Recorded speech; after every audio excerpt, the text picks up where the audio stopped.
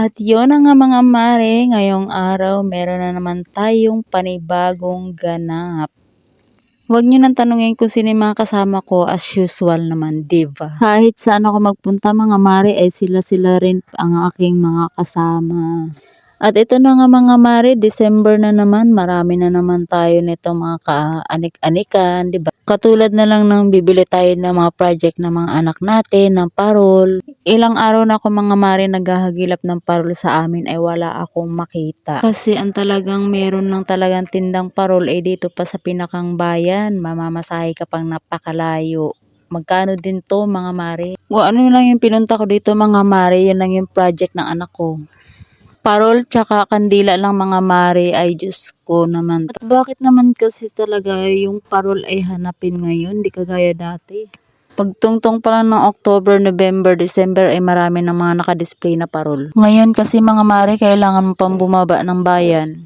At ito na nga mga mare, papasok na kami dyan sa looban. Mga mare, natatanaw-tanaw na ng anak kong maliit yung Jollibee daw. Aba, nag-request pa ang batang maliit. Wala naman tayong pan Jollibee mga anak. At ito na nga mga mare, nakarating na kami dito sa loob ng 1-in-1. Dito daw meron daw eh.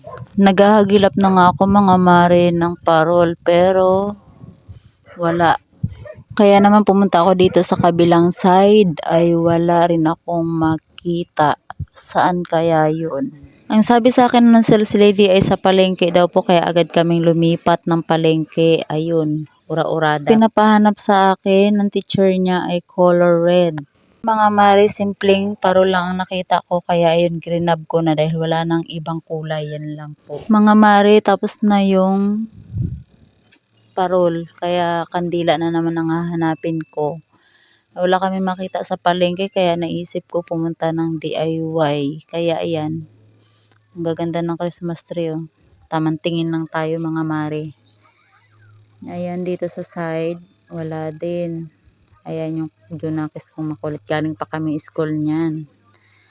Ayan, hanap-hanap ng hinahanap, wala namang mahanap. Charot. Pagdating dito sa dulo, nabali ang sanga, Pagdating dito sa dulo, wala pa rin. Mukhang mabibigo na naman tayo mga mare. Kaya umakyat kami sa second floor. Yan. Pagdating dyan mga mare, imbis na kandila ang hahanapin ko, aba, may mga nakita ako ditong baunan. Ang gaganda. Tamang tingin lang tayo mga mare kasi wala naman akong perang pambili. Ayun, ang gaganda sana mga mare oh. Ito pa naman yung gusto kong lagayan ng mga asukal.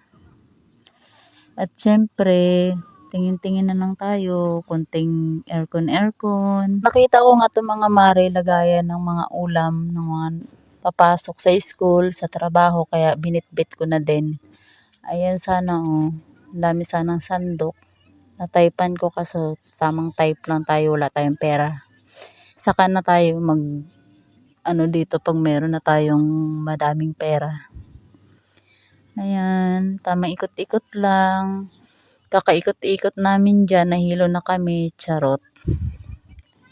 Ayan, dito banda sa side, hindi ko alam kung anong ginagawa ko dyan. Kandila lang mga mare ang hinahanap ko, ba't napunta na tayo sa tsinelas? Alam nyo ba mga mare, ang favorite ko talagang pinapasukan is DIY. Addict talaga ako dyan sa DIY na yan. Lalo na pag marami akong pera o aura o yung anak ko dyan o epal. Dating naman dito sa side mga mare, may nakita na akong kandila. Ayan. Ang liliit. Hindi ko alam kung anong klaseng kandila yan. Ayan, dito banda sa side na to, ikot-ikot lang tayo mga mare. Pagkatapos namin mag-ikot-ikot dyan ng mga anak ko, mga mare, pinili ko na nga yung kandila na nagustuhan ko, yung maliliit. 90 pesos, Diyos ko, ganun ng kaliit, ang mahal. Kaya grinab ko na din kasi kaysa sa wala. Kasi ang sabi ng anak kong isa, kapag wala daw pong project, mababa ang grades. Kaya yun, kinuha ko na lang. Yan, hindi ko pa alam kung ano pa yung gusto kong bilhin eh. Ayan yung anak ko oh. Tan taran tan tan tan tan taran tan tan tan. Anding anding anding. Ayun na nga mga mare, magbabayad na tayo. Tayo ay uuwi na. At medyo nakakapagod na nga. Wala naman nabili. Parol lang tsaka yung kandila. Alam niyo ba mga mare, magkano yung binayaran ko sa pamasahe? 500 pesos lang naman mga mare. Diyos ko. O diba? Ayoko rin man mag-jeep mga mare kasi sunod-sunod na yung disgrasya dito sa amin. Kaya nakakatakot naman. Nag-service na lang kami ng tricycle. 'Di ba? Para safe naman kahit konti. Konti, syempre safe din yan. Makokontrol mo yung magdadrive eh.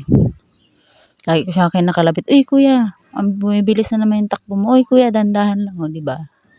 Ganon. Ayan. O, lingon-lingon pa more. Ayan mga mare, 200 plus ang nabayaran ko dyan. Tayo'y uuwi na. Yan lang. Bye-bye.